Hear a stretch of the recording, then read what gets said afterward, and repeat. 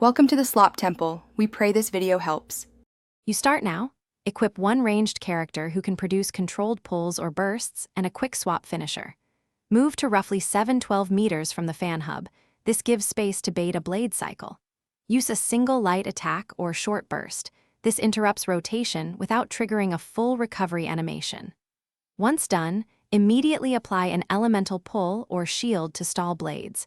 Make sure to time your swap within 1 second. Because slow reactions, let the fan resume full speed. Once the blades have slowed, combine two control effects to keep them halted. For example, pull with a Nemo then apply Hydro to freeze positioning, or use Electro then a Hydro puddle to pang the mechanism. Time these within the fan's recovery window, which lasts about 3 to 4 seconds. Make sure to interleave shields or invulnerability frames while you reposition, because that prevents the fan from regaining momentum. If needed, pause damage to reapply the first control and repeat the stall loop. Finally, wait until you consistently hold the stall for 2 cycles, then use a multi-hit ultimate or burst to finish the device without risking blade spin. Make sure to stop attacking the hub before the recovery window ends, because premature hits cause a full-speed restart.